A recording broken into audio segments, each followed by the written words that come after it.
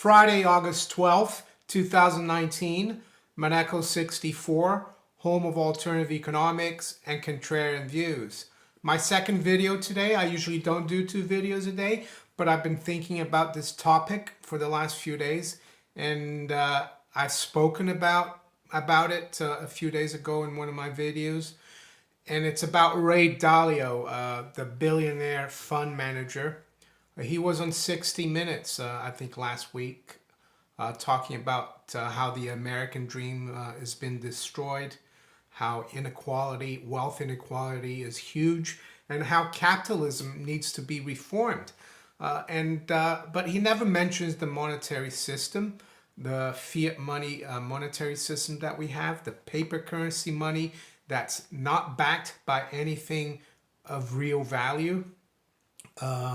Like gold and silver. So since 1971, internationally, the dollar anchor, the gold anchor, has been taken off the dollar. 1964, silver was taken away from the monetary system. 1933, FDR banned gold ownership and took the U.S. off the gold standard domestically. And I would say that if you look at all third world countries and poorer countries, there's no such thing as sound money, and that's where the inequality comes in.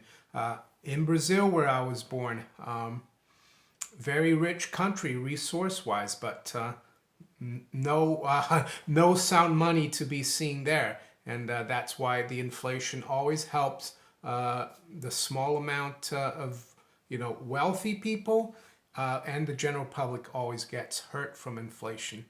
And it's interesting that he never mentioned that. And I saw that David Stockman said the same thing. It's the Fed, stupid. I think he wrote an article to that effect. So why am I making this video?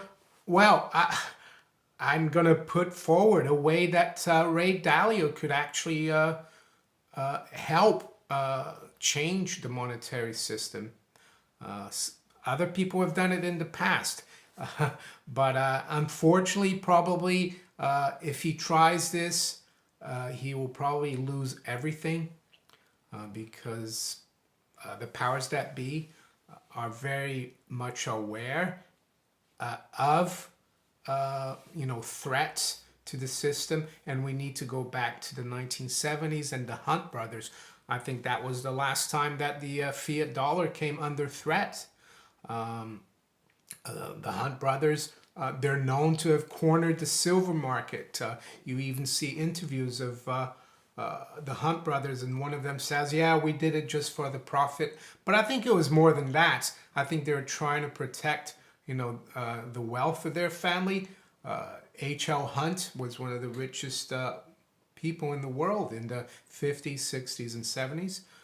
Oil fortune. Yeah, I think it was much more than just trying to profit from silver. And if you look at some of the background on this, for example, there's a story from 2010 here, which I've touched upon before. Hunt brothers demanded physical delivery too. Because a lot of people think they're just trading futures, to make a packet, and that was it. But it actually started a lot earlier than 1980. So I'll read here from this article. $1 billion isn't what it used to be. Bunker hunts on the Sunday after Black Thursday when confronted with a significant payment demand from Engelhard. And it goes on to say, if you want to know what happens when multiple long positions demand physical delivery of a commodity all at once, you need look no further than the Hunt brothers' silver saga of 1979-1980. They did nothing illegal. The CBOT and COMEX changed the rules in the middle of the game. The Commodity Futures Trading Commission implemented new regulations, and the Hunts were bankrupted unjustly. All they really did was simply request the delivery of the physical metal for which they held valid legal contracts. The shorts were unable to meet the delivery at any price because enough deliverable silver did not exist. A classic short squeeze, and the panic was on. And I continue. This is their story in conjunction with wealthy investment partners from Saudi Arabia. The Hunt brothers, Bunker and Herbert, initially amassed a legendary silver hoard that had supported itself with ever-increasing prices, propelled along the way by their continued margin buying on the exchanges. And it goes on to say, beginning in 1973 and continuing in 1974, they slowly began purchasing silver futures contracts totaling 55 million ounces, and then took physical delivery of all contracts. Since Bunker was concerned with impending inflation and the potential confiscation of precious metals following Nixon's closing of the gold window, he arranged for the transfer of the bullion to Switzerland. So does this look like someone who was just trading to make a profit? No, I think it was someone who was trading to protect the wealth of his family. And what happened in 1971, 73? Well, 71, we know that the dollar is taken off the gold standard. Bretton Woods, Nixon closed the gold window temporarily. And then in 1973, the dollar, all major currencies went on a floating rate exchange system. And he was right. The Hunt brothers were right. Bunker Hunt was right about the impending inflation. So he wasn't doing anything illegal either, of course. But the powers that be, were threatened. Don't forget, gold was going up to almost $900 an ounce in 1980. Silver was at 50. They had to put a stop to it. And that didn't help because Volcker had even to let interest rates go up to 20%.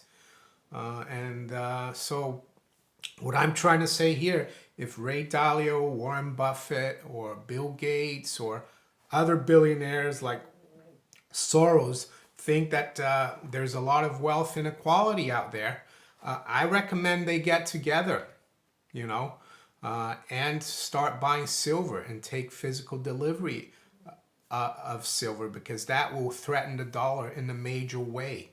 And why silver and why not gold? Well, because I think the central bankers don't have as good a grip or control of silver.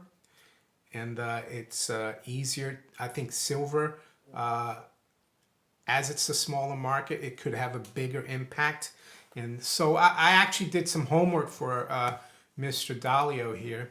First of all, I looked, his net worth as of April 2019 is 18.4 billion. So let's say he took half of that wealth, liquidated wherever it's invested, let's say 9.2 billion, and he invested in silver futures.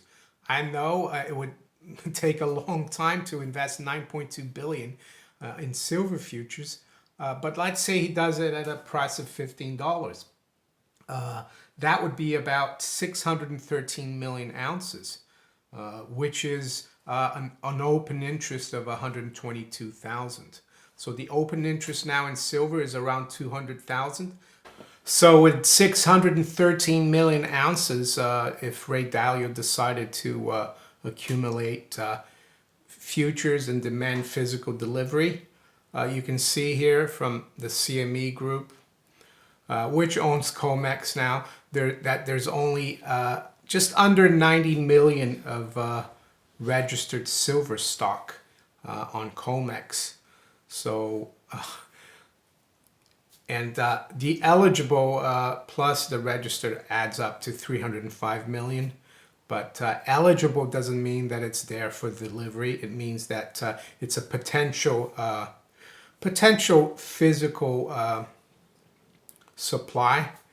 But you can see why now the powers that be limit, put position limits on silver, because people like Ray Dalio could come in and basically put a massive short squeeze on silver and COMEX, and it could trigger a crisis of confidence in the dollar, starting with silver. And then it would, translate into a crisis of confidence in the dollar through gold as well. And that's why silver is, in my opinion, the Achilles heel of the paper dollar, the irredeemable dollar. Unfortunately, of course, the powers that be, they've covered all the bases after the Hunt Brothers event. They put position limits now on people buying silver contracts. So, if he tried to accumulate 122,000 lots of silver on COMEX, I think, it would be pretty much impossible. So is there another way to accumulate silver for him? Probably, maybe through the LBMA. But I guess the LBMA is also, with the Bank of England and the Fed, they're all together in this. In a perfect world, if the COMEX was a free market where people who could go and purchase as much silver as they wanted, we could see the system be brought down. So, and if the system is brought down, the fiat dollar is brought down, of course, it would be a big disruption. But in the longer term, it would probably lead to sound money. People would say, what's wrong with the system? And or it could lead to the Fed raising interest rates, just like Paul Volcker did in the early 80s, up to 20%. We saw the 10-year yield as well get almost to 16%. Of course, there's a major recession then, and then the system was able to pick up again. So, so what I'm trying to say here, all these billionaires worried or concerned about inequality, I think they're just trying to protect themselves and their reputation, because they know they've benefited from the system. But are they really genuine about changing things? I don't think so. There's an old saying, I forgot who said it, but it could have been one of the Rothschilds, but it goes like this, roughly, that this system of central banking, fiat currency, speculation,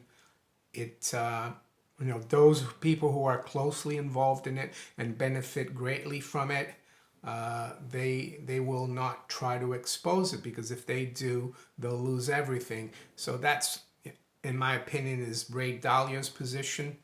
I don't think whatever he proposes is genuine, because it all goes back to the monetary system. And unless we have sound money, inequality is going to continue to grow in the United States and throughout the world, and that's what we have now. And Ray Dalio, as a Wall Street guy, fund manager, he's benefited massively from this, because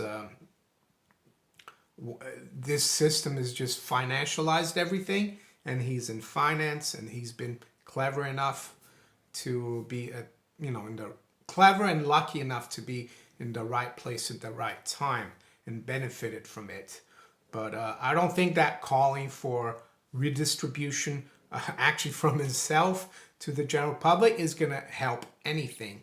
So, but I would say, if you could, if you were determined to actually lose everything, Mr. Dalio, not only half, because I think if he took half his wealth and bought silver futures and started demanding physical delivery, he doesn't even have to do it all at once. He can start small. I think the powers that be would be all over him like a rash, and he would not only lose the $9 billion that he committed to this operation, he would lose everything, and I'm sure they would bankrupt, and just like they did the Hunt brothers. So there you have it. What's the way forward? Well, the way forward, I think, is for people to learn about the system, that our monetary system isn't normal. I mean, I worked in finance in the City of London. I was a futures and options broker for over 20 years. It was only after a dozen years or so that I started actually looking into the system and what was behind it. And why did I do that? Well, because for some reason I decided to buy gold, a few gold coins in 2002. And once you buy gold or silver, your interest in those metals increases, and you start looking at history. If you are inquisitive like I am, and you start reading about the system. Prior to buying gold, the most I knew about gold in the system was that Nixon closed the gold window, but I didn't really know what that meant, and that's one of the reasons why I think the general public is discouraged by the powers that be, the mainstream academia, mainstream economists. They're discouraged to even have any precious metals. Because once, you touch a gold coin or a silver coin, you see how special it is. You want to find out more about it. And that's how it opened my mind to it. So for those of you who don't have gold and silver, I highly recommend maybe you buy a small coin or a bar and just look into it. And if you don't like it, if you don't like the history of how gold and silver evolved as money, if you don't think it's worthwhile, don't buy anymore, sell it. But I bet you you're gonna be surprised how important it is. So yes, Mr. Dalio, it's good that you brought up the inequality, but I'm not sure that increasing taxes for you actually or other billionaires is going to solve the problem, because in a free market system you can't punish entrepreneurs. The problems with the system that allows people like you to amass such huge fortunes without really creating any wealth. You're just like shuffling paper around. And don't get me wrong, I did the same thing as a futures and options broker. But there you go. If you enjoyed this video, make sure you hit the like button. Subscribe to the channel if you haven't yet. Share this video far and wide if you think other people would be interested in this kind of content. Make sure you hit the little notification bell above to be notified of all my new videos. And you can also follow me on Twitter, Steemit, and on DTube. I wish you all a great rest of the week and a great weekend. Take care. Bye.